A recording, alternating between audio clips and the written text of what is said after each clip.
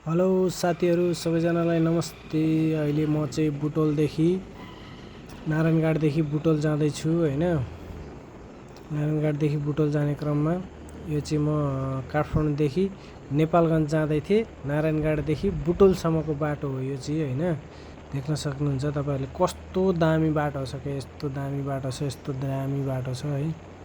कुरै छोड्नु, बाटोको त कुरै नगरौँ क्या साथीहरू। अब बनायो भने बन्दो रहेछ त, हेर्नु त यस्तो बवाल बाटो बनिसकेको छ। बनि चाहिँ सकेको छैन, लगभग जस 4 लेनको बाटोमा 2 लेन चाहिँ दामी भइसकेको छ। 2 लेन चाहिँ हल्का त्यो अब बाटोमा लाइनिङहरू हुन्छ नि, त्यो चाहिँ हान्न बाँकी नै छ, हान्दैछन् हैन। अब हाम्रो काम गर्ने साथीहरूले हान्दै हुनुहुन्छ। बाटोको लुक्सहरू हेर्नु, नजाराहरू हेर्नु, कस्तो दामी छ क्या साथीहरू, कस्तो दामी छ, यस्तो दामी छ, यस्तो दामी छ है। कुरै छोडौँ, टक्क मौसम त्यस्तै छ है। मौसमले पनि दामी गरिदिइरहेछ, भाइब्स दिइरहेछ है। अब छेउछाउको अब जङ्गलहरूको चाहिँ कुरै नगरौँ। बाटो तपाईँको 100 क्रस हान्ने टाइपको बाटो छ क्या। तर के गर्नु, अब नेपालमा चाहिँ अब ट्राफिक रुल अनुसार अब त्यत्रो स्पिड गर्न मिल्दैन हैन। सुरक्षाको हिसाबले कारणले गर्दा पनि अब त्यति धेरै चाहिँ हान्न सक्दिनँ। म चाहिँ अब 80 को स्पिडमा पनि यत्तिको हिँडिरहेको छु हैन। देख्न सक्नुहुन्छ 80 को स्पिडमा यस्तो दामी लुक्स आइरहेछ।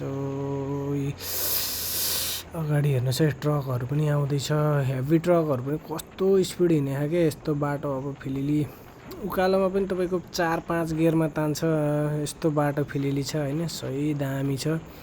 ल गाइज हेर्नु है अगाडि कस्तो के भयो, ल बब्बाल छ बब्बाल।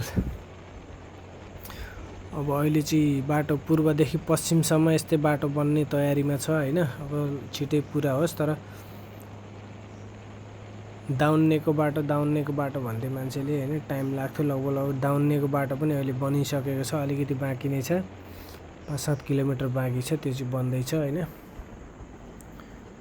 गाइज अब त्यत्रो बिचमा चाहिँ 4-5 घन्टा लाग्ने बाटो अहिले चाहिँ 2 घन्टामा नारायणघाट बुटोल नारायणघाट गर्न सकिन्छ। तपाईँहरू बाटो यस्तो क्वालिटीको छ नि, यस्तो क्वालिटीको छ, अहिले देख्न सक्नुहुन्छ।